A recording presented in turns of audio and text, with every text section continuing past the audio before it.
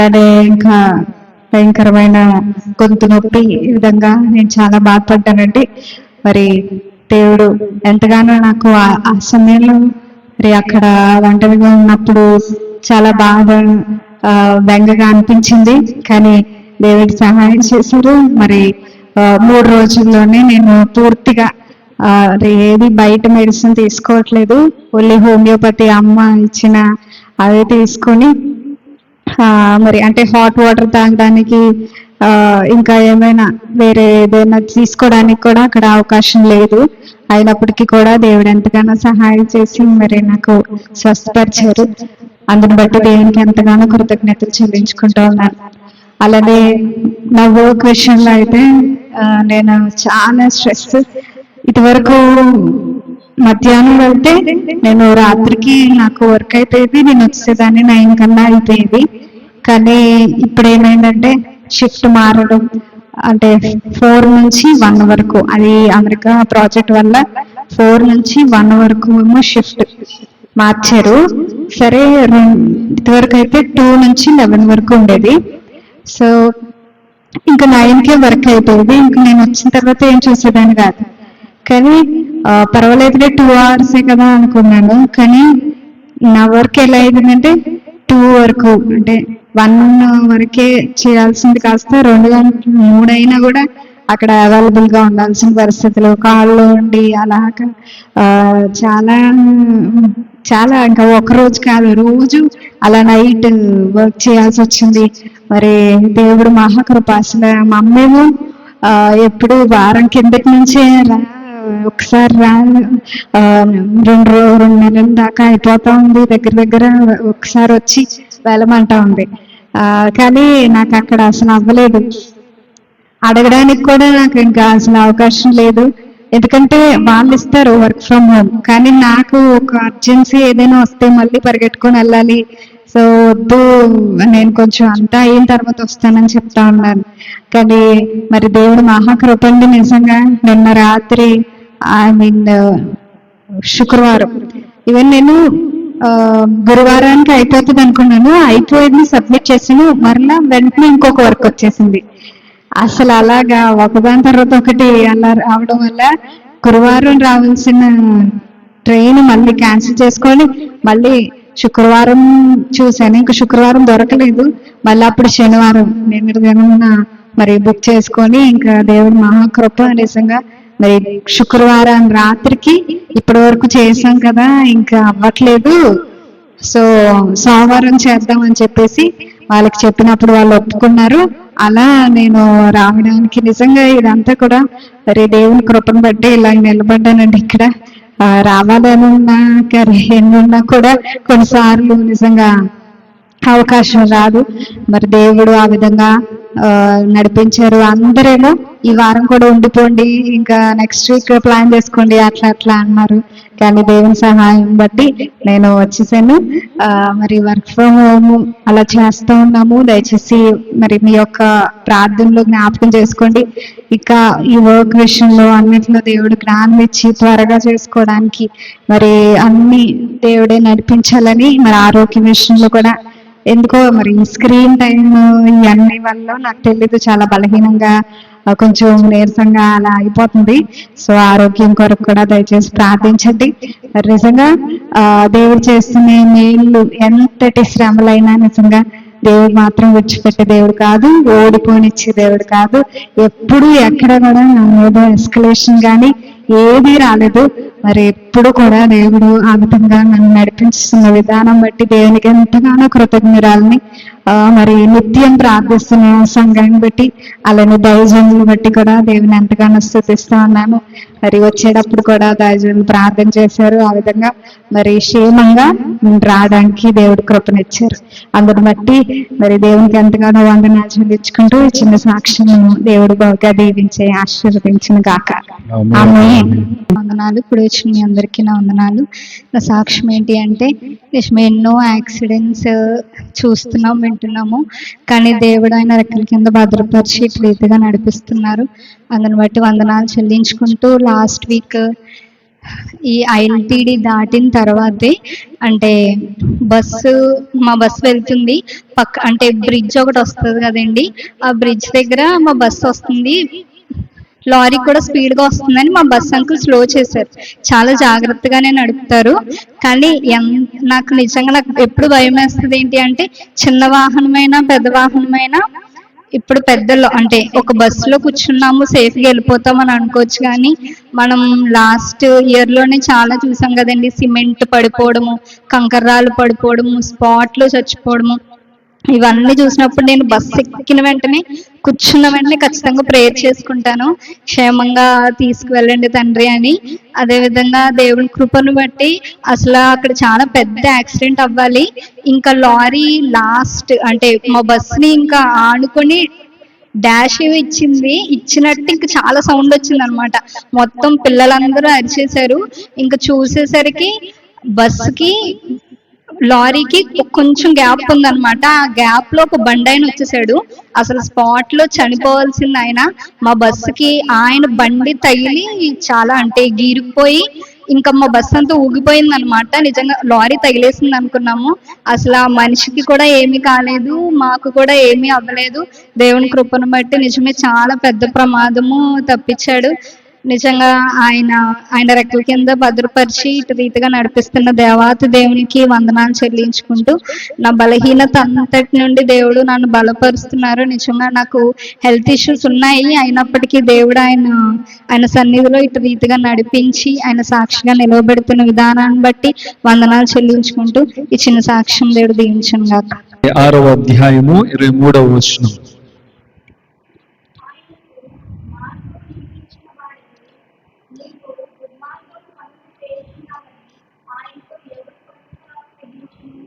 చాలమ్మా. పరిశుద్ధుడా, మహాగణుడా, స్తోత్రహుడా, మీకే వందనాలు చెల్లించుకొంచున్నాం ప్రభువా. ఈ రీతిగా ప్రభువా ఈ సమయం వరకు మమ్మల్ని ఈ ఆత్మ నడిపిన ద్వారా నడిపించిన కాబట్టి వందనాలు చెల్లించుకొంచు దేవా. ఈ యొక్క ప్రాముఖ్యమైన సమయంలోకి వచ్చి ఉన్నాం ప్రభా. నీ యొక్క వాక్యం వారు ధ్యానిస్తూ ఉండగా నీ యొక్క జ్ఞానంతో నేను నింపడాలి ప్రభా. నీ యొక్క ఆలోచన చేత మేము నింపబడాలి దేవా. మీకు తోడు, మీకు సన్నిధి మాకు కావాలి. మీరు నాలో ఉండి పరిపూర్ణంగా నన్ను సులుచని మెరుగుపరిచి మీరే ప్రత్యేకపడితో మాట్లాడమని, ధైర్యపరిచి, బలపరిచి, దీపించి, ఆస్వాదించమని యేసు నామములో ప్రార్థించి వేడుకుంటున్నాను ప్రభువా. ఆమేన్. హల్లెలూయా, హల్లెలూయా. మొదటిగా దేవుని వందనాలు చెల్లించుకొని ఉన్నారు. ఇట్టి రీతిగా అనుగ్రహించి ఉన్నాడు కాబట్టి దేవునికి ప్రథమముగా నా వందనాలు చెల్లించుకొంచు. కూడి వచ్చినటువంటి మీకు అందరికీ నా హృదయపూర్వక వందనాలు చెల్లించుకొంచు ఉన్నాను. హల్లెలూయా. ప్రాముఖ్యంగా హైదరాబాద్ ప్రాంతం నుంచి వచ్చినటువంటి నా హృదయపూర్వక వందనాలు చెల్లించుకొంచున్నారు. మీకు విజిట్కి నా వందనాలు చెల్లించుకుంటున్నాను. హల్లెలూయా. సరే, మంచిది. 36వ యోబు గ్రంథం 36వ అధ్యాయంలో 23వ వచనం చదివి ఉన్నాం కదండి. అది ఆయనకు మార్గము నియమించిన వాడెవడు? నీవు దుర్మార్గపు పనులు చేస్తున్నావని ఆయనతో ఎవడు పలుకు తెగించును? హల్లెలూయా, హల్లెలూయా. చదువుబడిన వాక్య భాగం చూసినట్లయితే గనక మనమందరం కూడా లోకములో జీవిస్తున్నాం కాబట్టి, నివసిస్తున్నాం కాబట్టి మనకందరికీ ఒక్కొక్క సమయం వచ్చేటప్పటికి మనకి ఎలాగ అనిపిస్తూ ఉంటది. ధనము కలిగి ఉన్నది కాబట్టి, లేదా ధనం బట్టి ఎటువంటి పనినైనా సరే చేయడానికి వారికి ఏం చేస్తే ప్రోత్సహిస్తూ ఉంటది, వాళ్ళ ఆరాధన చేయడానికి తెగిస్తూ ఉంటారు అని మనకు అలాగ అనిపిస్తూ ఉంటది కదండి. ధనము వారికి ఉన్నది కాబట్టి దాన్ని బట్టి వారు ఆడింది ఆట పాడింది బాట, ఏం చెప్పినా సరే అందరూ కూడా దాని వేదవాక్యాన్ని తీసుకోవాల్సిందే. వారు ఏం చెప్పినారు, అది ఏం చేసినా అదే కరెక్ట్, అది మంచిది అని అందరూ కూడా తీసుకోవాలి, ఆ విధంగా లెక్కించుకోవాలి అని ఈ విధంగా మనకి అనిపిస్తూ ఉంటది. హల్లెలూయా, హల్లెలూయా. ధనము కోసం చూసినట్లయితే అంటే కుట్రలు పన్నుతూ ఉంటారు, దౌర్జన్యం చేస్తూనే ఉంటారు, అంటే హత్యలు చేస్తూనే ఉంటారు, మోసం కూడా పొందుతూనే, ఇలాగ అనేకమైనవి జరిగిస్తూనే చేస్తూనే ఉంటూ ఉంటారు. దేనికోసం? దేనికోసం అంటే ధనమును బట్టే కదా. ఈ కుట్రలు, హత్యలు అండి, ఇలాంటివన్నీ కూడా చేస్తున్నారంటే కనుక ధనాపేక్ష కలిగే ఉంటున్న వారైతే కనుక, అంతే కదండి. ఒక 10,000 ఇస్తే కనుక ల్యాండ్ వేసేస్తానంటారు, 5 లక్షలు ఇస్తే కనుక స్పాట్లో ఇంకా నేస్తాను కనపడు. ఇలా జరుగుతున్నాయి కూడా మనకి. అలాగా సమాజంలో సోషల్ మీడియాలో మనకి అందరికి చూస్తూనే ఉంటున్నాం కదండి. బండి మీద వెళ్తున్న వెనక నుంచి లారీయో లేదా ఏదో వచ్చి దాన్ని గుద్దేయడమో, లేదా కారుతో వచ్చి కాళ్ళ నుంచి వచ్చి సైరన్ సడన్ గా దిగిపోయి అండి వారి మీద అటాక్ చేయడము, ఇలాగ జరుగుతూనే ఉంటున్నాయి, చూస్తూనే ఉన్నాం కదండి. అనేకమైన మనకి చూస్తూనే ఉన్నాము, మనం వింటూనే ఉన్నాము కూడాను. హల్లెలూయా. అబద్ధాలు పలకడం జరుగుతూనే ఉంటూ ఉంటాయి, అబద్ధపు సాక్ష్యాలు పలుకుతూ ఉంటారు. ఎక్కడండి? కోర్టులో అవునంటారు కదంటారు. ఒక వెళ్తున్నాడు రా, అరే నువ్వు వచ్చి కొంచెం అపసాక్ష్యం పలకరా అంటారు. కొంతమంది లాయర్స్ అలా చేస్తూ ఉంటారు కదా, అపసాక్ష్యం పలికితే మీకు నేను చూసుకొని చేస్తాలని అంటూ ఉంటారు. దేనికోసం అంటే వారికి ఇచ్చేటువంటి ధనాన్ని బట్టి. కొంతమంది అంటే విశ్వాసులు, క్రైస్తవులు దేని బట్టిలో పని చేసుకుంటూ, రోజు కష్టపడి పని చేసుకుంటూ ఉన్న వారు చూసినట్టు కనుక ఆదివారం వచ్చేటప్పటికి ఆ యొక్క యజమాని, ఆ యొక్క పొలపు లేదంటే ఆ తోట యజమాని, రే రోజు నీకు జీతం కింద 200 ఇచ్చేవాడు కదా, ఈ ఆదివారం కదా మరి నువ్వు పనికి రావా, వస్తే కనుక నేను 400 ఇస్తానరా జీతం, నువ్వు రారా అన్నారు అనుకోండి, వెళ్ళిపోయేవారు లేకుండా లేరు. అర్థమవుతున్న మాటలో వెళ్ళిపోయేవారు అంటే ఆ ఆదివార దినమున కూడా అండి మందిరమును మానేసి అండ్ మందిరమునకు వెళ్ళడము లేదా వెళ్ళకపోవడము మానేసి మొత్తానికి ఏం చేస్తున్నారు, అక్కడ తోటలోకి వెళ్ళిపోతున్నారు, పని చేయడానికి వెళ్ళిపోతూ ఉన్నారు. దేనిని బట్టి అంటే ఆ ధనమును చూసే హల్లెలూయా హల్లెలూయా. చూసినట్లయితే కనుక ఎన్ని అక్రమాలైనా, ఎన్ని కీడులైనా, ఎన్ని అపాయాలైనా, ఎటువంటి విధంగా సరే చూసినా సరే అనుకోవచ్చు, ఆ ధనమును చూసే వారు ఆ విధంగా తెగింపులు కలిగి ఉంటూ ఉన్నారు. తెగింపు కలిగి ధనాన్ని బట్టి వారు తెగించే ఆ విధంగా పనులు, కార్యకలాపాలు చేస్తూనే ఉంటూ ఉంటారు. హల్లెలూయా హల్లెలూయా. అయితే చూసినట్లయితే కనుక మరి లోకములో, సమాజంలో చూసినట్లయితే కనుక ఒక సాధారణంగా ఒక మనుష్యుడు, ఒక మానవుడు డబ్బును చూసి, ధనమును చూసి తెగించి అటువంటి కార్యకలాపాలు చేస్తూ ఉండగా, మరి క్రైస్తవ జీవితంలో క్రైస్తవుడు, దేవుని బిడ్డ మరి ఏ విధంగా తెగింపు కలిగిన జీవితము కలిగి ఉండాలి, జీవించాలి. దేని కొరకే క్రైస్తవుడు, దేవుని బిడ్డ తెగింపు జీవితం కలిగి జీవిస్తూ ఉండాలి. లోకములు అన్నింటిలో కూడా దేవుని బిడ్డ క్రైస్తవులు అన్నింటిలో కూడా తెగింపు కలిగినటువంటి జీవితం కలిగే జీవించాలి. హల్లెలూయా హల్లెలూయా. అంటే గొడవలకు కాలు దువ్వేయడం, దానికి తెగింపు కలిగి వెళ్ళిపోతానా, గొడవకి వెళ్ళిపోతాను, ఇలా కాదు. ఓకేనండి. ఆత్మీయ జీవితం పట్లని మీరు ఆలోచన కలిగి నువ్వు దాని కొరకే ఎటువంటి తెగింపునైనా సరే చేసి, నీ ఆత్మీయ జీవితం పట్లనే నువ్వు ఆలోచన కలిగి ఎటువంటి తెగింపుకైనా సరే కలిగి ముందుకు వెళ్ళే విధముగా ఉండాలి. హల్లెలూయా హల్లెలూయా. లోకంలో ఒకరు వచ్చి నీ మీదకి వచ్చి, నీ దగ్గరకు వచ్చి, నీ ఇంటికి వచ్చి నువ్వేటరా, నువ్వెంతరా, నీదేం భక్తి ఏటరా, ఇలాగేదో అన్నారు అనుకోండి, వెంటనే వారి మీదకి వెళ్ళిపోయి మనం కూడా ఒక డైలాగ్, ఒక మాట అనేసాం అనుకోండి, అక్కడ ఏమవుతుంది, అక్కడ మన మధ్య లేదా అక్కడ వారి మధ్యన ఎవరు ఉన్నట్టుగా మనం గుర్తించవచ్చు, గమనించవచ్చు. చెప్పాలి, కొంచెం గట్టి చెప్పండి, పర్లేదమ్మా. తిన్నారా మార్నింగ్? వండుకోలేదా? అపవాది గాడికి వారు లేదంటే కానీ మనము చోటు ఇచ్చి ఉన్నాము. దానిని బట్టి ఏమవుతున్నది, ఆ వ్యక్తికి మనకి కూడా డిషు కదా, గొడవలు. ఫస్ట్ ఏమో కొంచెం నోటితోటి ఆ మాట ఈ మాట ఆ వ్యక్తి అంటాడు మనం అనేస్తాం కదా. దాని తర్వాత ఏం చేస్తారు, ఈసారి మాటల్లో కదరా అని చేతులతోనే కదండి, కొట్టేయడానికి, ఇలా కొట్టేయడానికో లేదంటే కానీ చెయ్యి పైకెట్టేయడానికో అలాగా చేస్తూ ఉంటారు. సమాజంలో చూసినట్లయితే కనుక నేను ఈ మధ్యకాలంలో ఒక సోషల్ మీడియాలోకి వచ్చిన వీడియో చూశాను. తన తండ్రిని ఒక వంకరగా ఉన్నటువంటి కర్రను పట్టుకొని తీసుకొని కొట్టేస్తున్నాడు కొడుకు. వీటి మీద కొట్టేసి చేతులకి ఇక్కడ తగిలేస్తాం, వీటి మీద కొట్టేయడం వాళ్ళ జోత లావుగా కనబడుతుంది. ఆ కర్ర వంకరగా ఉంది, అది స్ట్రైట్గా లేదు కూడా. దాంతో పట్టుకుని అలా కొట్టేయడం, ఇలా కొట్టేస్తున్నాడు కూడా. హల్లెలూయా, హల్లెలూయా. మరి క్రైస్తవ జీవితంలో మనం చూసినట్లయితే కనుక నమ్మకముగా జీవించడంలో మనం ఇప్పుడు కూడా తెగింపు కలిగే ఉండాలి. భక్తి జీవితంలో ఎప్పుడు కూడా తెగింపు కలిగే ఉండాలి. అంటే విశ్వాసం విషయంలో మనం చూసినట్లయితే కనుక తెగింపు కలిగే ఉండాలి. అంటే ప్రార్థన చూసినట్లయితే కనుక తెగింపు కలిగే ఉండాలి. ఆయన పని చేయడం విషయం చూసినట్లయితే తెగింపు కలిగే ఉండాలి. ఇలాగన మనకి అనేక విషయాలు మనకి కనబడుతూ ఉంటాయి, మనం ధ్యానించుకోవచ్చు, చెప్పుకోవచ్చు. అయితే కొన్నింటిని మనం తెలుసుకుందాం, ధ్యానిద్దాం.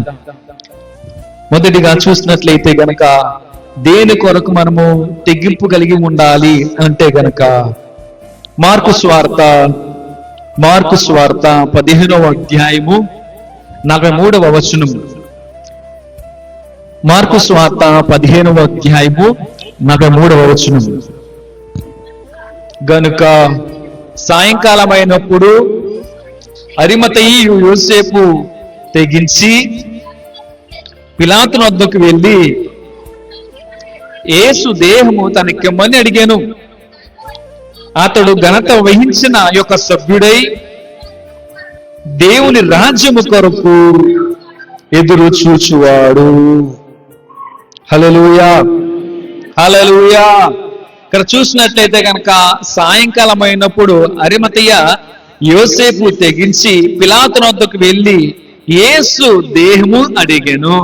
దేని కొరకు అంటే యోసేపు లాగా దేని కొరకు తెగించి ఉన్నాడండి? దేని కొరకు తెగించి ఉన్నారు చెప్పాలి? దేవుని కొరకు తెగించి ఉన్నాడు. అంతే కదండి. దేవుని యొక్క శరీరము అంటే తనను మాకు ఇవ్వండి అయ్యా అని తెగించి ఆ పిలాతుని వద్దకు వెళ్ళి అడిగి ఉన్నారు. దేవుని కొరకు తెగించి ఉన్నారు. హల్లెలూయా, హల్లెలూయా. తెగింపు కలిగినటువంటి జీవితము ప్రతి ఒక్కరు కూడా, క్రైస్తవులు కూడా ఉండాలి. నీ యొక్క ఆత్మీయ జీవితమును అభివృద్ధి పరచుకొనుటకై, నీ యొక్క ఆత్మీయ జీవితమును వృద్ధి పరచుకొనుటకై, నీ యొక్క ఆత్మ జీవితము ఫలించడం కొరకై తెగింపు కలిగిన జీవితం మనకు అందరికి కూడా ఉండాలి. హల్లెలూయా, హల్లెలూయా. దేవుని కొరకు మనం ఎప్పుడు కూడా తెగింపు కలిగిన జీవితమే ఉండాలి. దేవుని పని కొరకు మనం చూసినట్లయితే, దేవుని కొరకు చూసినట్లయితే మనము తెగింపు కలిగిన జీవితం కలిగే ఉండాలి. హల్లెలూయా, హల్లెలూయా. మనమందరం కూడా బ్రతికేది ఆయన కోసమే. మనకి ఇచ్చినది ఈ జీవితము కూడా ఆయనే. కాబట్టి మనము ఆయన కొరకు తెగింపు కలిగి ఉండకుండగా, ఆయన కొరకు మనం జీవించకుండగా మరి ఎవరి కొరకు జీవించాలంటారు? మరి అంతేనంటారా? నన్ను ఆయన రక్షించి ఉన్నాడు కదండి. ఆయన తన ప్రాణాన్ని అక్కడ వెలగా చెల్లించి రక్తం కాల్చి ఉన్నాడు, పెట్టి ఉన్నాడు కదండి. ఏం చేయగా అంటే గనక మనమందరమును ఆయన కొరకే తెగింపు కలిగిన జీవితం కలిగి ఆయన కొరకే జీవించేవారుగా ఉండాలి. హల్లెలూయా, హల్లెలూయా. రెండవదిగా చూసినట్లయితే గనక మొదటిగా చూసినట్లయితే గనక దేవుని కొరకు తెగింపు కలిగిన జీవితం అందరూ కూడా కలిగి ఉండాలి. రెండవదిగా కొరింథీయులకు రాసినటువంటి 2వ పత్రిక 10వ అధ్యాయము 2వ వచనం. అపోస్తుడైన పౌలు కొరింథీయులకు రాసినటువంటి 2వ పత్రిక 10వ అధ్యాయము 2వ వచనం. శరీర ప్రకారము నడుచుకొని వారమని మమ్మను గూర్చి కొందరు అనుకుంటూ ఉన్నారు కారా, అట్టి వారి ఎడల నేను తెగించి కాఠిన్యము చూపవలనని తలంచుకొనుచు ఉన్నాను గాని నేను వచ్చినప్పుడు అట్లు కాఠిన్యము చూపకుండునట్లు చేయుడని నేను మిమ్మల్ని బతిమాలుకొంచు ఉన్నాను. హల్లెలూయా, హల్లెలూయా. ఇక్కడ అపోస్తలుడైన పౌలు కొరింథీ సంఘానికి పలు సందర్భాలు పలు మార్లు అలాగన హెచ్చరించి ఉన్నాడు అండి, హెచ్చరించి ఉన్నాడు. అలాగన చూసినట్లయితే కొలసీలకు రాసినటువంటి పత్రికలు ఆ కొలసి సంఘానికి లేదా ఎఫెసు సంఘానికి కూడా అలాగన అపోస్తలుడైన పౌలు పలు సందర్భాల్లో అండి విశ్వాసులు దేవుని బిడ్డలు ఏ విధంగా ఉండాలో, జీవించాలో, నడుచుకోవాలంటూ పలు విషయములను తెలియసి ఉన్నాడు కూడాను. అయితే చూసినట్లయితే కనుక ఇక్కడ కొరింథీ సంఘంతో ఇలాగ నా అపోస్తలుడైన పౌలు చెప్తున్న మాట ఏంటంటే కనుక శరీర ప్రకారం నడుచుకుంటూ ఉన్నాము అని అనుకుంటూ ఉన్నారు. మమ్మల్ని చూసి అలా కొందరు అనుకుంటూ ఉన్నారు. అటువంటి అనుకుంటలేదంటారా? అయితే చూసినట్లయితే అట్టి వారి ఎడల నేను తెగించి కాఠిన్యము చూపవలనని తలంచుకొంచూ ఉన్నాను. దానికి అర్థం ఏంటంటారు? కొందరేమో అనుకుంటూ ఉన్నారు కదా, ఎలాగా శరీర ప్రకారము నడుచుకుంటూ ఉన్నారండి బాబు వీళ్ళందరూ అని కొందరు మనల్ని చూసి అలాగే అనుకుంటున్న వారు ఉన్నారు కదండి. చెప్తున్న మాటలే, నేను ఆ మాటలు కాదు. హల్లెలూయా, హల్లెలూయా. అయితే అటువంటి వారి పట్ల పౌలు భక్తుడు తెగింపు కలిగి వారితో విధంగా ఉండాలి, ఆ విధంగా ఉండాలని అనుకుంటూ ఉన్నాడు. దాని గురించి చెప్తూ ఉన్నాడు. అంటే దేని గురించి ఆ విషయం ఏమిటంటే గనక పాపమునకు పాపమును అంటకుండగా తెగింపు కలిగిన జీవితం కలిగి ఉండాలి. పాపము అంటకుండగా తెగింపు కలిగిన జీవితం ఉండాలి. మనందరూ కలిగి ఉండాలి. పాపం అంటకుండగా తెగింపు కలిగిన జీవితం అంటే పాపం అంటుకోకుండా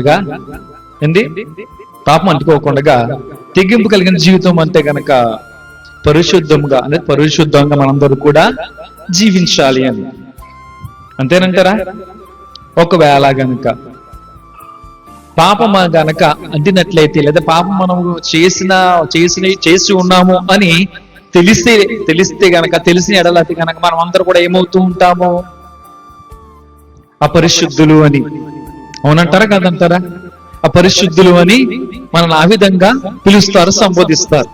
పాపం చేయకుండా ఎటువంటి దోషం కూడా మనకి చేయకుండా అంటకుండా చాలా జాగ్రత్తగా మంచిగా బ్రతుకుతూ ఉన్నాము, జీవిస్తున్నాము, నడుచుకుంటున్నాము అంటే కనుక అప్పుడు అందరూ కూడా మన నీతిమంతులరా, వీరు పరిశుద్ధమైన జీవితం జీవిస్తున్నారా అనే విధంగా మన గురించి చెప్పుకోవడానికి అవకాశాలు ఉంటాయి. హల్లెలూయా, హల్లెలూయా.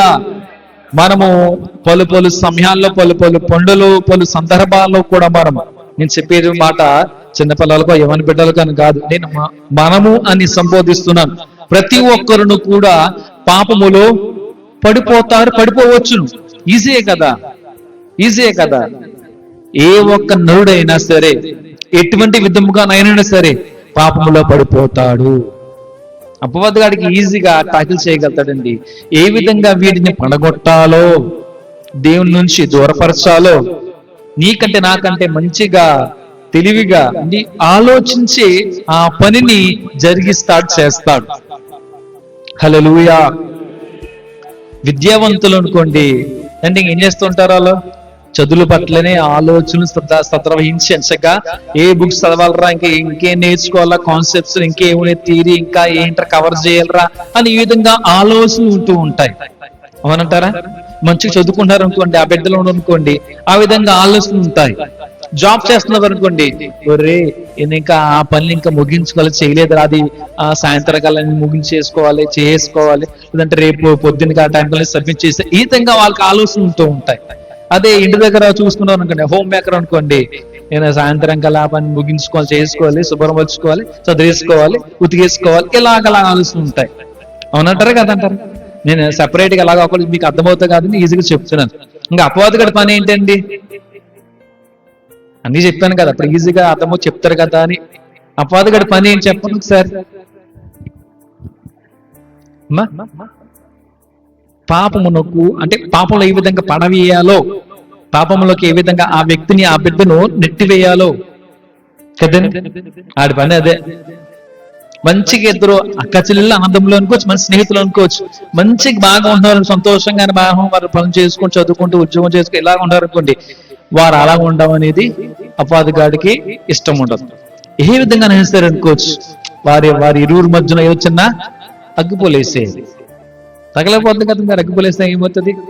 తగలడిపోతుంది. ఆడ కనుక అగ్గిపుల్ల వేసాడు అనుకోండి, వారు ఎంతలాగా మంచిగా ఉన్నా వారి మధ్యన పెట్రోల్ ఉన్నది అని అనుకోవాలనుకోవచ్చు, అలా అగ్గిపుల్ల వేసేటప్పటికి మొత్తానికి భగ్గుమని అలా కాలిపోతుంది. వెంటనే గొడవలు, మనస్తాపాలు. సేవకులు కూడా దీనికి ఎటువంటి భేదము లేదండి, వ్యత్యాసం లేదు. హల్లెలూయా. నేను చూసినవి అన్ని కూడా గమనించి నేను చెప్తున్నాను. ఎప్పుడు కూడా ప్రతి మాటలు కూడా మీకు. ఇద్దరు సేవకురాలు ఉన్నారు. అందులో ఒక సేవకురాలు అయితే కానీ మాకు దగ్గర అవుతారు, కొంచెం బంధువురాలు. ఇందాక చెప్పున్నారు, సాక్ష్యం చెప్తున్నారు కదండి, వారి యొక్క మనవరాలు అవుతారు. మీకు కొద్దిగా అర్థమవుతుంది, అర్థం చేసుకున్న తర్వాత నేను పేర్లేని చెప్పను కానీ ఎవరు ఏంటని చెప్పని విషయం పక్కన పెడేశారు. ఈ యొక్క కుడి వేలు ఉంది కదా, ఈ వేలు నాకు దగ్గర బంధువులు అనుకోవచ్చు. వారికి ఒక స్నేహితురాలుగా ఒక సిస్టర్ ని వారు ప్రజెంట్ చేసి వారు స్నేహం చేస్తున్నారు. వాళ్ళు ఈ మిడిల్ ఫింగర్ కదా. అయితే ఏం జరిగిందంటే కనుక మంచిగా కలిసి కట్టుకుంటూ ఎక్కడికి వెళ్ళినా అక్కడికి వచ్చినా ఇద్దరు కూడా అలాగనే వెళ్ళిపోయేవారు. ఆ సిస్టర్స్ ఇద్దరు కూడా, స్త్రీలు ఇద్దరు కూడా వెళ్ళిపోయేవారు.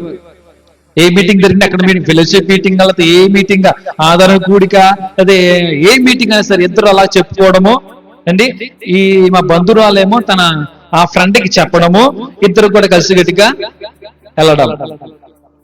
ఏమైందో ఏంటో మనకి ఆ విషయం నాకు తెలియదు, కారణం నాకు తెలీదు. అయితే ఏం జరిగిందంటే కనుక మా బంధువురాలు తన ఫ్రెండ్ కి చెప్పలేదంట. ఎప్పుడు నాకు చెప్పే రమస్తావా, వెళ్దామా అని అడిగేది, చెప్పేది, నాకు చెప్పలేదు. ఇలా చెప్పకపోవడం ఏంటి, ఎందుకు ఇలాగా మనసుని పెట్టుకుంది? తను అలా చేస్తే నేనెందుకు మాట్లాడాలి? నేను మాట్లాడాలి, నేను ఫోన్ చేయను, నేను మాట్లాడను. ఇద్దరు కూడా ఏంటి, సావుకురాళ్ళే, దేవుని పని చేస్తున్నటువంటి వారే. నేను చేయను, ఫోన్ చేయను, అడగను, మాట్లాడను. తన ఫ్రెండ్ అంటుంది మాట. తినేటంటే కనుక ఏదో విషయం ఏదో పెట్టుకునో ఏంటో తనతో మాట్లాడట్లేదు. మంచిగా స్నేహం కలిగిన వారిద్దరు కూడా, దేవుని పని చేస్తున్న దైవ సేవకురాలు ఇద్దరు కూడా. ఏమైంది సడన్ గా అంటే ఏదో చిన్న కారణం, ఏదో విషయం బట్టి ఏమైందంటే వారిద్దరు కూడా అలా ఉంటున్నారు, అలా బతుకుతున్నారు. హల్లెలూయా. మీకు అర్థం అవడం కోసం అని జరిగింది నేను చెప్తున్నాను కూడా, అది విషయం. ఎటువంటి భేదం కూడా లేదు దానికి.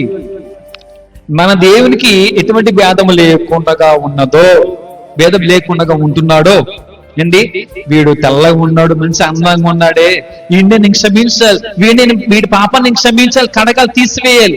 వీడేమో అసలు అందంగా కనబట్టలేదురా బాబు, వీడేమో అసలు నలుపు రంగు ఉన్నాడు, మంచి వస్త్రాలుగా ధరించుకుంటలేదురా బాబు, వీడు ఎక్కడోడో, వీడు వద్దు, కడకూడదు, వీడి పాపాలు క్షమించకూడదు, తీసివేయకూడదు అని దేవుడు లాగా ఎప్పుడు కూడా ఎవరి పట్ల కూడా అనుకోనలేదు, అనుకోడు కూడా. హల్లెలూయా. దేవుని దృష్టిలో ప్రతి ఒక్కరు కూడా సమానులే. మన కుటుంబాలు చూసినట్లయితే పెద్దవాడిని ఒక రకంగా, చిన్నోడిని ఒక రకంగా అండి, పేరెంట్స్ తల్లిదండ్రులు ఒక రకంగా చూస్తూ ఉంటారు, వారి బిడ్డలు చూస్తూ ఉంటారు కదండి కదా. అలాగన మన తండ్రి తమ బిడ్డల పట్ల ఎటువంటి భేదం కూడా చూపించని వాడుగా ఉన్నాడు. దేవుడు ప్రతి ఒక్కరిని కూడా సమానముగా అమితముగా ప్రేమించేవాడు, ప్రేమిస్తూనే ఉంటున్నాడు కూడాను. హల్లెలూయా. అందుకు బట్టి మనం చాలా సంతోషించాలి. హల్లెలూయా. పాపము చేయకుండా దేవుడు ఏ విధంగా లోకములో జీవించి ఉన్నాడో నీవును అలాగనే పాపము చేయకుండా, పాపము అంటకుండా తెగింపు కలిగిన జీవితం అందరూ కూడా జీవించాలి. తెగింపు కలిగిన వాడి జీవితాలు జీవించి ఉన్నారు కొంతమంది భక్తులు. మన దైవిక గ్రంథములు, పరిశుద్ధ గ్రంథములు కనబడుతూనే ఉంటున్నారు. కొంతమంది ఉన్నారు కదండి, చెప్తారా? ఎవరి పేర్లో చెప్తారా? షడ్రకు, మేషకు, అబేద్నెగోలు, ఇంకా దానియేలు కనబడుతున్నాడు కదా. ఎటువంటి తప్పు, ఎటువంటి దోషం వారితో పనిచేస్తున్నటువంటి యొక్క కొలీగ్స్, తన తోటి ఆ సహోదరులు ఇప్పుడు కూడా కనబెట్టలేకపోయి, దొరకలేదు ఇప్పుడు. ఇంకా యోసేపు, ఇంకా యోబు, ఇంకా పౌలు, ఇంకా స్టెఫన్. నేను మరొకరిని జ్ఞాపకం చేయనా, గుర్తు చేయనా? మోషే ఉన్నాడు. మరి నా ఇల్లంతటిలో కూడా నమ్మకస్తుడు అని చెప్పేసి మోషే గురించి చెప్తున్నారు కదా కదండి. హల్లెలూయా, హల్లెలూయా. ఇలాగా మనకి బైబిల్ గ్రంథంలో చూసినట్లయితే అనేక మంది ఉన్నారు, కనబడుతున్నారు.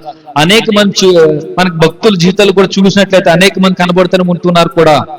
అయితే పాపము చేయకుండా అండి నేను చేయలేదండి, కానీ నీవు వారికి అటువంటి ఆలోచన వారికి చెప్పి ఉన్నావే, నువ్వు కూడా పాపివైపోతావు. నువ్వు చేయకపోయినా రే అలా చేయండిరా, అలా ఉండండిరా, అక్కడికి వెళ్ళండిరా అలాగా అన్నావు చెప్పావు అనుకోండి, మరి దానిని ఆ మాటను పట్టుకొని వారు ఆ విధంగా చేస్తున్నారు అనుకోండి. అంటే దేవునికి వ్యతిరేకంగా వారు ఆ పనిని నడవడికనో ఆ పనిని చేసి ఉన్నారు అనుకోండి.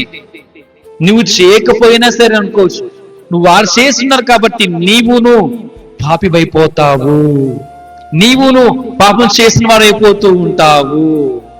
హల్లెలూయా, హల్లెలూయా. సో ఎటువంటి విధంగా నైనను సరే పాపం మనకి అంటకుండగా అండి తెగింపు కలిగిన జీవితం అందరూ కూడా జీవించాలి. మూడవదిగా చూద్దాం. ఇప్పుడు వరకు మనం ధ్యానించిన విషయాలు ఎన్నండి చెప్పండి, ఏంటండి అయ్యి? దేవుని కొరకు తెగింపు కలిగి జీవితం జీవించాలి. రెండవదిగా పాపము తగలకుండా పని అంటకుండగా తెగింపు కలిగిన జీవితం జీవించాలి. పాపం అంటకుండగా అంటే చూసినట్టే అన్నింటిలో అన్ని విషయాల్లో కూడా మనం పాపం అనేది అయిపోతుంది చేస్తున్నట్లయితే. మీకు ఉదాహరణ చెప్పను, ఇంకా మీకు అర్థమవుతుందో నాకు తెలియదు, కొంచెం అటు ఇటు డైవర్ట్ అవుతుంది కదా మైండ్లకు, అందుకని నేను కొంచెం అలాగా అడుగుతున్నాను. అంతలాగా ఏంటి, టేబుల్ ఉందండి, టేబుల్ ను చేతులు పెట్టారు అనుకోండి, ఏమవుతుంది? అర్థమైందండి? మనకి డబ్బులు సరిపోవట్లేదు, చాలా అప్లై అయిపోయింది అండి. ఏనా ప్రింటింగ్ చేసాము అనుకోండి, ప్రింటింగ్ చేస్తారు కదా, ప్రింటింగ్ చేసేవారు అనుకోండి, ఏమవుతుంది? అది కూడా అంతేనంటారా కాదంటారా? వాళ్ళు మార్చడం అదొక ఎత్తు, మళ్ళీ ప్రింటింగ్ చేయడం ఒక ఎత్తు, మళ్ళీ దాన్ని మార్చడం మళ్ళీ అదొక ఎత్తు అండి. చాలా రకాలుగా ఉంటాయి. ఎక్కడెక్కడ అంటే కానీ బ్యాంకులో కూడా చేస్తూ ఉంటారు కూడా, అవి పెట్రోల్ బంక్ లో కొన్ని చోట్ల బ్యాంకులో కూడా చేస్తూ ఉంటారు కూడా. ఇలాగా బోర్డులు కనబడుతూనే ఉంటాయి. అన్నింటిలో కూడా మనము పాపము తగలకుండగా అంటకుండగా తెగింపు కలిగిన జీవితం అందరూ కూడా జీవించాలి, కలిగి ఉండాలి. మూడవదిగా చూద్దాం. మూడవదిగా ఆదికాండము 18వ అధ్యాయము 27వ వచనం.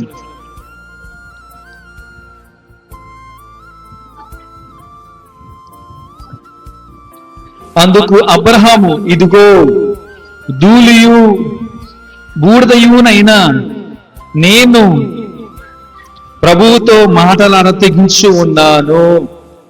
హల్లెలూయా, హల్లెలూయా. ఇక్కడ మూడవదిగా చూసినట్లయితే గనక అందుకు అబ్రహాము, ఇదిగో ధూళియు బూడిదయునైనా నేను ప్రభువుతో మాటలాడ తెగించి ఉన్నాను. దేని కొరకు? మూడవదిగా చూసినట్లయితే దేని కొరకు తెగింపు కలిగిన జీవితంగా మనం కలిగి ఉండాలంటే సహవాసము కొరకు. దేని కొరకు అంటే సహవాసము కొరకు, సహవాసము కొరకు. ఆదిలో చూసినట్లయితే కనుక ఆదిలో ఆదాము హవ్వలు అన్ని చల్లపూటన దేవునితో మాట్లాడుతూ దేవునితో మంచి సహవాసం కలిగినటువంటి వారుగా ఉండేవారు. ఆ రోజులు గడిచే కొద్దీ కాలక్రమేణా ఏమైందంటే వారు చేసిన అనుకోవచ్చు, కానీ ఇద్దరు చేశారు కదా, ఇద్దరు తినేస్తారు కదా, అందుకని వారు అని సంబోధిస్తున్నారు. వారు దేనికి వ్యతిరేకంగా వారు నడుచుకొని ఉన్నారు, పాపం చేసి ఉన్నారు కాబట్టనే, అంటే ఆ అపవాదిగాడికి చోటు ఇచ్చి ఉన్నారు. నువ్వు తింటే తిన్నో కానీ నాకు వద్దు, నేను తినక, అసలు నేను తిన్నో, నా దేవుడు చెప్పాడు కాదు, అసలు నేను తిన్నో అని అంటే బాగుండు అనుకోవాలి కదండి. కానీ ఇద్దరు కూడా ఏం చేశారు? అక్కడ అపవాదిగాడికి చోటు ఇచ్చేసారు. అక్కడ ఏమైంది మరి? దేవునితో వారు కలిగి ఉన్నటువంటి ఆ యొక్క సహవాసం, ఆ యొక్క బంధాన్ని వారు ఫిల్ చేయండి అమ్మా, పోగొట్టుకున్నారు. ఏదైనా తోటలో నుంచే వారు నెట్టివేయబడి ఉన్నారు, వెలివేసి ఉన్నారు కదండి. అంతేనండి. దేవుడు వారిని శపించి ఉన్నారు కదండి. ఎంతగానో ఆశీర్వదించి ఉండగా ఆ ఆశీర్వాదాలన్నింటినీ కూడా ఆ యొక్క ఆదాము అవ్వ పోగొట్టుకున్నారు. వాటన్నింటినీ కూడా దూరపరుచుకుని ఉన్నారు, చేజార్చుకొని ఉన్నారు. తెగింపు కలిగిన జీవితము మనందరూ కూడా కలిగి ఉండాలి. సహవాసం చేయట కొరకై. హల్లెలూయా. దేవునితో నువ్వు సహవాసము చేయాలి. దేవునితో నువ్వు సహవాసం చేయాలనుకుంటున్నప్పుడు మనకు ప్రతీది కూడా మనకి అడ్డుగా ఆటంకముగా మనకు కలుగుతూనే ఏర్పడుతూనే ఉంటూ ఉంటాయి. నువ్వు వాటి నీటిని కూడా నువ్వు చూడకూడదు, పట్టించుకోనకూడదు. మరి ఏం చేయాలండి? చూడకుండా వాటి నీటికి పట్టించుకోనకుండానే దేవునితోనే అలాగనే సహవాసము చేస్తూనే ఆయనలో అలాగ ముందుకు సాగుతూనే ఉంటూ ఉండాలి. హల్లెలూయా, హల్లెలూయా. మనకి దైవ గ్రంథాలు, మన పరిశుద్ధ గ్రంథంలో మనకి చెప్పేటువంటి మాట ఒకటి ఉంది. దేవునికి నీకును అడ్డుగా గనక నీ కాళ్ళు ఉన్న ఎడల, ఏంటండి? నీ కాళ్ళు ఉన్న ఎడల, దేవునికి నీకు అడ్డుగా నీ కాళ్ళు ఉన్నట్లయితే, నీ కాళ్ళు ఉన్న ఎడల దానిని నరికి వేసుకో.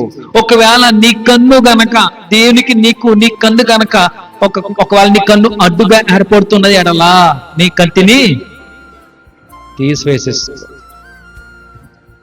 ఎందుకు ఇలాగ చెప్పి ఉన్నారు అంటే, మనము ఆయనతో మంచిగా సహవాసం ఎప్పుడు కూడా చేస్తూనే ఉంటూ ఉండాలి. అది మనకెంతో మేలు, దీవెన, ఆశీర్వాదకరము కాబట్టే ఆయనతో మనం సరైన విధముగా సహవాసం లేకుండగా, సహవాసం చేయకుండగా లోకముతో లేదా లోకములో ఉన్న వారితో సహవాసం చేస్తున్నట్లయితే మనకి ఏం కలుగుతుంది? మేలా కీడా? చెప్పాలి. కీడు మనకి కలుగుతూ ఉంటది. లోకం అనేది చెడ్డది. లోకం అనేది అపవాదిగాడికి మనం చెప్పుకోవచ్చు, అపవాదిగాడి యొక్క రాజ్యం అని కూడా మనం చెప్పుకోవచ్చు కూడా. అపవాదిగాడు ఎక్కడికి నెట్టివేయబడ్డాడండి? భూమి మీదకి, భూలోకానికి, మనమున్న లోకానికే కదండి. మనందరం కూడా మనుషులమే కదా. అంటే మన మధ్యకు నెట్టివేసి ఉన్నారు. అంటే మన మీదకి, మా భూమి మీదకి వచ్చాడు, పడి ఉన్నాడు. మరి కుదురుగా ఉన్నాడా అంటే కుదురుగా ఉండట్లేదు కదా. పిల్లలు ఏ విధంగా కుదురు ఉండట్లేదు, అంతే కదండి. కుదరట్లేదు, చెప్పిన మాట వినట్లేదు. అసలు కూర్చోరంటే కూర్చుంటలేదు, అటు ఇటు తిరుగుతున్నారు, పరిగెడుతున్నారు, మీటింగ్లు ఎడుతూనే ఉన్నారు, మాట వినట్లేదు వాళ్ళు. అందుకని ఏం చేస్తుంటాం మనం? ఒకటి పీకుతాం కదా, ఒకటి దానికి సరిపోతులేదని 4 వేసి పీకుతారు. బీపీ పెరిగిపోతాయి కదా, 4 పీకుతారు కదా, సరిపో వారికి సెట్ అవుతారు అప్పుడని. దేవుడు కూడా ఆ విధంగానే అపవాది గారిని ఇలాగ సెట్ అవ్వడు కదా అని తన్ని పడదొబ్బాడు. ఏమేడు? ఆ పరలోక రాజ్యం నుండి భూమి మీదకి వచ్చి పడి ఉన్నాడు. మంచి కుదురు స్వభావం కలిగిన వ్యక్తి కదా అపవాదిగాడు. ఏం చేస్తున్నాడు? అందరినీ కెలుకోవడం, అందరినీ చెడగొట్టేయడం, అందరినీ నెట్టివేయడం, తొక్కేయడం, అణిచివేయడం, కొట్టేయడం, ఇలాగ అన్ని పనులు కూడా చేస్తూ ఉన్నాడండి. ఏమవుతుందని? భూమి మీద ఉన్నటువంటి మనుషులు చాలా మటుకు అందరూ కూడా పాడైపోతున్నారండి, దేవునికి దూరం అయిపోతున్నారండి. దేవునితో మంచిగా సహవాసం కలిగి ఉండి కూడా మళ్ళా అప్పుడు ఈ లోకంలోని మళ్ళీ తిరిగి కలిసిపోతున్నారు, లోకంలోనే పడిపోతున్నారండి అని మనం విధంగా వింటూ ఉంటాం. హల్లెలూయా. ప్రతి ఒక్కరును కూడా, ఏకుడును కూడా దేవునితోటి మంచి సహవాసము చేస్తూ సహవాసం కలిగే ఉంటూ ఉండాలి. హల్లెలూయా, హల్లెలూయా. నేను కార్యము చేయగా, యెషయా గ్రంథం 43వ అధ్యాయంలో మనకి ఒక వచనం, ఒక వాక్యం కనబడుతూ ఉంటారు అక్కడ. యెషయా గ్రంథము 43వ అధ్యాయము 13వ వచనములో చివరి భాగములో చూసినట్లయితే, యెషయా గ్రంథం 43వ అధ్యాయం 13వ వచనంలో చివరి మాటలు కనబడుతున్నట్లయితే కనుక, నేను కార్యము చేయగా, నేను కార్యము చేయగా త్రిప్పివేయగలవాడెవడు? సైలెంట్ పెట్టి కొంచెంసేపు అయిపోతుంది. ఇంకో 10 నిమిషాల్లో మనం ముగించేస్తాం, అయిపోతుంది. హల్లెలూయా. దేవునితో కనుక నువ్వు సహవాసం చేస్తున్నట్లయితే సమస్తమును ఆయన మాత్రమే చేస్తాడు, చేయగలుగుతూ ఉంటాడు. కాబట్టి నువ్వు ఆయనతోనే ఉంటున్నట్లయితే, ఆయన తోడు నీతో ఉన్నట్లయితే, ఆయన నీకు మంచి సహవాసిగా ఉంటున్నట్లయితే గనక నీకు మేలు మేలు మేలు, నీకు ఎప్పుడు కూడా దీవెనలే ఆశీర్వాదములే కలుగుతూ ఉంటాయి. నువ్వు చూస్తూనే ఉంటూ ఉంటావు. ఆయన మనస్సు ఎలాంటిదంటే గనక తప్పించిపోతాడండి. తప్పించిపోతూ ఉంటాడు. రే నా బిడ్డలకి ఏ మేలు చేయాలరా, ఏ మేలు చేద్దామా అని ఎప్పుడు కూడా తప్పించిపోయేటువంటి మనస్తత్వం ఆయన కలిగి ఉన్నాడు. కానీ మనం ఎలాగుంటున్నామంటే ఆ యొక్క మేలులు మనం పొందుకోలేకపోతున్నాం, ఆ మేలులు మనము చూడలేకపోతూ ఉన్నాం, ఆ మేలులు మనము స్వతంత్రించుకోలేకపోతూ ఉన్నాము, అనుభవించలేకపోతూ ఉన్నాము. తప్పు ఎవరిలో ఉంటే గనక దేవునిలో ఎంత మట్టుకైనా తప్పు అసలు లేనే లేదు, ఉండదు, కనపడదు కూడా. తప్పు అంతా కూడా మనలోనే ఉన్నది, మనలోనే పెట్టుకుంటూనే ఉన్నాం. ఆయన అనుగ్రహించేటువంటి మహిమను మనందరూ కూడా చూడలేకపోతున్నాం. హల్లెలూయా, హల్లెలూయా. సో దేవునితో ఎప్పుడు కూడా సహవాసం కలిగి ఉండాలని నేను తెలియజేస్తుంటున్నాను. చివరిగా 4వదిగా ఇక విషయం తెలియజేసి నా యొక్క మాటలను త్వరితము నేను ముగిస్తాను. చివరిగా 4వదిగా సమూయేలు రాసినటువంటి మొదటి గ్రంథము 19వ అధ్యాయము 5వ వచనం.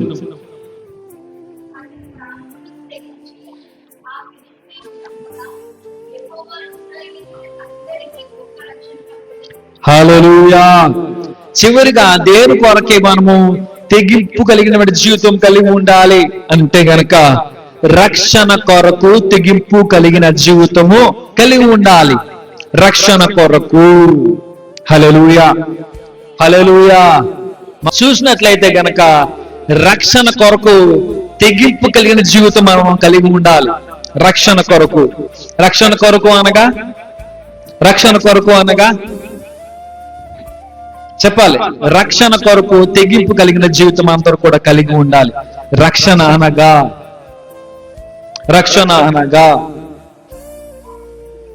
సింపుల్ గా ఒక మాట చెప్తాను, దానికి మీనింగ్ చెప్తా, ఏదో కాదు.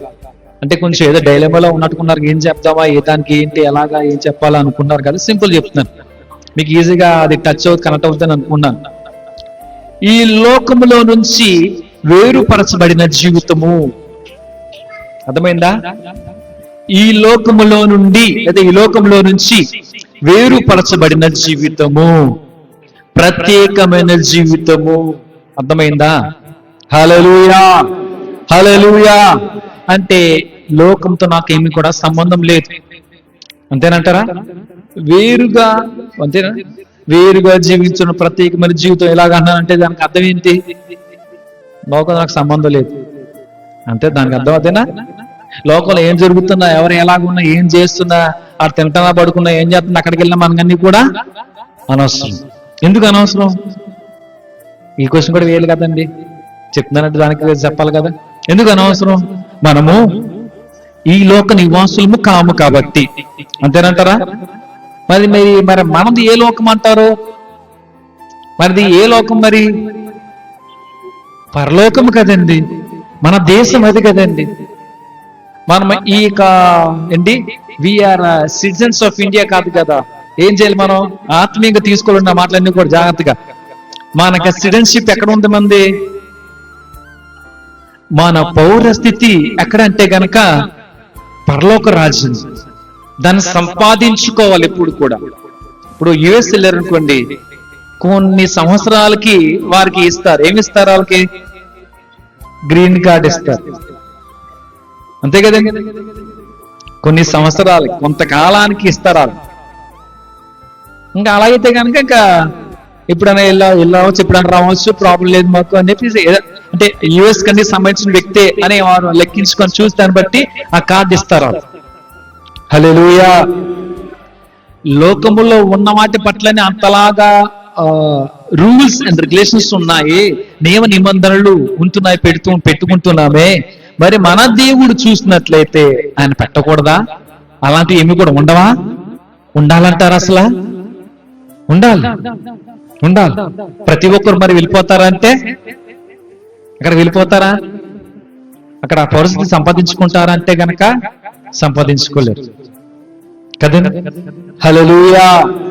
రక్షణ కొరకై తెగింపు కలిగిన జీవితం ఉండాలి. ప్రత్యేకమైన జీవితం మనందరూ కూడా కలిగి ఉండాలి. ప్రత్యేకమైన జీవితం మనతో కూడా జీవించే వారుగా ఉండాలి. అంటే రక్షణ అనుభవంలోనికి మన ప్రతి ఒక్కరు కూడా రావాలి, ఉండాలి. అంటే ఇంకను ఎవరైతే రక్షించబడకుండా ఉంటున్నారో వారు రక్షణ అనుభవంలోనికి వారందరూ కూడా రావాలి. వచ్చిన తర్వాత కూడా అక్కడితో అయిపోద్దా, అక్కడితో పర్లేదు, ఎలా పడితే అలా ఉండొచ్చు పని ఏదో కొద్దిగా చేయొచ్చని అనుకుంటే అది కూడా తప్పే, పొరపాటే. ప్రత్యేకమైన జీవితము మనం జీవించాలి. సో ఆ విధంగా జీవిస్తున్నట్లయితే రక్షణ కొరకే తెగింపు కలిగిన జీవితం మనంతో కూడా జీవిస్తున్నామని ఒక అర్థము లేకపోతే దానికి వస్తూ ఉంటది. ఎలాగంటే గనక ఎటువంటి విధంగా అయినా సరే అనుకోవచ్చు, ఎటువంటి విధముగా సరే అనుకోవచ్చు, లోకములో పడిపోకుండా అండి, లోకం చేసేటువంటి పనులు పద్ధతులు మనం అప్పుడు కూడా పడిపోకుండా మనం వాటిని చేయకుండా కూడా మనము ఉండాలి. అలాగన జీవిస్తున్న వారైతేనే లోకంలో నుండి వేరుపరచబడిన వారై అండి, లోకంలో నుంచి ప్రత్యేకించబడిన వారై జీవించగలుగుతూ ఉంటారు. అలాగనే వారిని అప్పుడు పిలవగలుగుతూ ఉంటారు, చెప్పగలుగుతూ ఉంటారు. లేదండి వాళ్ళు అది చేస్తున్నారు కాబట్టి నేను ఇంకా నాయి చేస్తానండి అంటే కష్టం. లోక ఆచారాలన్నీ కూడా మనం ఏం చేయాలండి, రక్షణ పొంది ఉన్నాం కాబట్టి అక్కడితో అవన్నీ కూడా కట్ చేసుకోవాలి. కట్ అయిపోయినాయి, చచ్చిపోయినాయి, ఇంకా అన్ని కూడా పోయినాయి. అక్కడితోనే అన్ని కూడా మనము వదిలేసుకోవాలి, విడిచిపెట్టేసేయాలి. లోక పద్ధతులు, లోక ఆచారాలన్నీ కూడా మనం కంటిన్యూ చేయకూడదు, దాని అలా ఇంకా సాగించకూడదు. రక్షణ పొందిన ఇంకను మనం లోక ఆచారాలు, లోక పద్ధతులు మనం ఇంకను ఉన్నాయి, ఇంకను పాటిస్తున్నాము, ఇంకను అనుసరిస్తున్నాం, చేస్తున్నాము అంటే కనుక నువ్వు నిజమైన క్రైస్తవుడివేనా, నిజమైన దేవుని బిడ్డవేనా అని అన్నారనుకోండి, ఎవరనకపోయినా అనుకోవచ్చు. నీకే ఒక ప్రశ్న అలాగనే అదే ఒక ఆలోచన వచ్చిన ఎడలా దానికి సమాధానం నువ్వు ఇచ్చుకునే వాడిగా ఉంటావా? ప్రత్యేకమైన జీవితం అందరూ కూడా జీవించాలి. లోకంలో నుంచి ప్రత్యేకంగా మనందరూ కూడా వేరుపరచబడిన జీవితం కలిగి ఉండాలి. హల్లెలూయా, హల్లెలూయా. సో అటువంటి తెగింపు కలిగి ఉండాలి. అట్లా నీ భక్తి జీవితంలో ఈ విధంగా తెగింపు కలిగిన వారుగా ఉండి జీవిస్తున్న వారమైతే గనక దేవుడు ఎంతగానో నిన్ను చూసి ఆనందిస్తూ ఉంటాడు, సంతోషిస్తూనే ఉంటూ ఉంటాడు. ఇలాంటి వారిదే రా పరలోక రాజ్యం, ఇలాంటి వారిని నేను కోరుకున్నాను రా అని దేవుడు అప్పుడు మెచ్చుకుంటూ ఉంటాడు. హల్లెలూయా, హల్లెలూయా. నీవు ఏ విధంగా ఉన్నావు, అసలు దేవుని కొరకే లేదా నీ భక్తి జీవితంలో అనుకోవచ్చు, ఏమైనా నువ్వు తెగింపు కలిగిన జీవితం కలిగి ఉన్నావా, జీవిస్తున్నావా? ఒకవేళ ఏం లేదని, ఎటువంటి తెగింపు నాకు లేదని, భక్తి విషయంలో, దేవుని కొరకే దేవుని విషయంలో ఎటువంటి తెగింపు నాకు లేదండి అంటే కనుక ఎక్కడికి వెళ్తాం, ఎక్కడ పోతామో మనం ఒకసారి ఈ ప్రశ్న వేసుకోవాలి. నా జవాబు మీ దగ్గర ఉంటది, మీకు తెలిసిన విషయం కూడా. నేను క్వశ్చన్ అడిగాను, దాని జవాబు మీ దగ్గరే ఉంటది. అది కాబట్టి చాలా జాగ్రత్తగా నీ యొక్క ఆత్మీయ జీవితం పట్ల, నీ భక్తి జీవితం పట్ల తెగింపు కలిగిన జీవితం కలిగి ఉండాలని కోరుకుంటూ ఈ మాటలు యేసుక్రీస్తు నామములో ఉపయోగిస్తూ ఉన్నాను. ఆమేన్. అందరూ కూడా ఒకసారి పైకి లేచి నిలబడదాం.